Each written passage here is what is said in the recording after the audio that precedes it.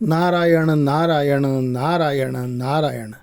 सज्जनों, संसार में धन का बहुत महत्व है, लेकिन धन से अधिक वस्तुओं का महत्व है। वस्तुओं से अधिक व्यक्तियों का महत्व है। व्यक्तियों से अधिक परमात्मा तत्व का महत्व है। उस परमात्मा तत्व की प्राप्ति में ही मनुष्य जन्म की सफलता है।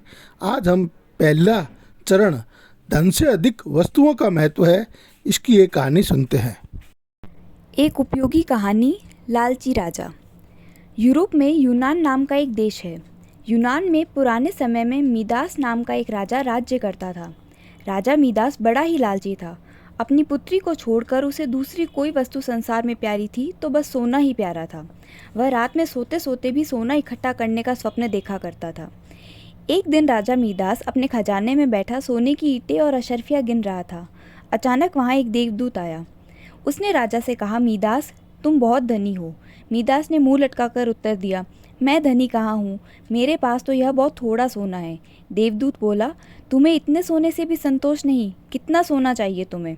राजा ने कहा, मैं तो चाहता हूँ मैं जिस वस्तु को हाथ से स्पर्श करूँ वही सोने की हो जाए।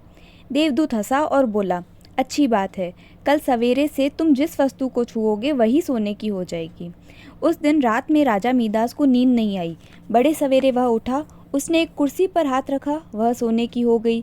एक मेज को छुआ, वह सोने की बन गई। राजा मीदास प्रसन्नता के मारे उछलने और नाचने लगा। वह पागलों की भांति दौड़ता हुआ अपने बगीचे में गया और पेड़ों को छूने लगा। उसने फूल, पत्ते, डालियाँ, गमले छुए, सब सोने के हो गए। सब चमाचम चमकने लगे। मीदास के पास सोने का पार नहीं रहा। दौड़ते उछलते मीदास थक गया। उसे अभी तक यह पता ही नहीं लगा था कि उसके कपड़े भी सोने के होकर बहुत भारी हो गए हैं। वह प्यासा था और भूख भी उसे लगी थी।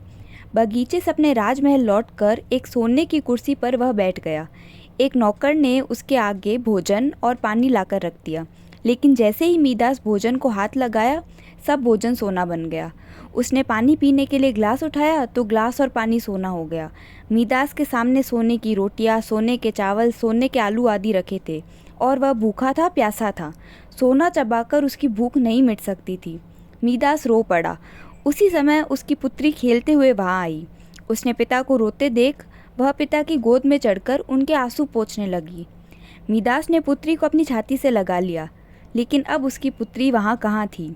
मीदास की गोद में तो उसकी पुत्री की सोने की इतनी वजनी मूर्ति थी कि वह उसे गोद में उठाए भी नहीं रख सकता था।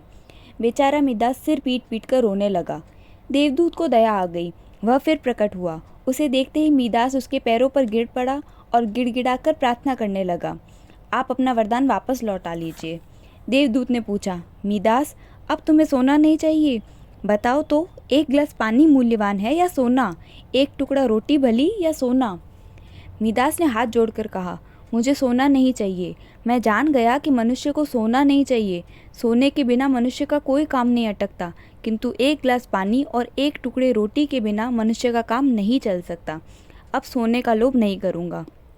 देवदूत ने एक कटोरे में जल लिया और कहा, इसे सब पर छिड़क दो।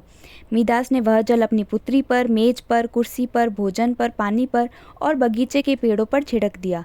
सब पदार्थ जैसे पहले थे वैसे ही हो गए। इस कहानी का सार यह है कि धन से अधिक वस्तुओं का महत्व होता है। नारायण नारायण नारायण।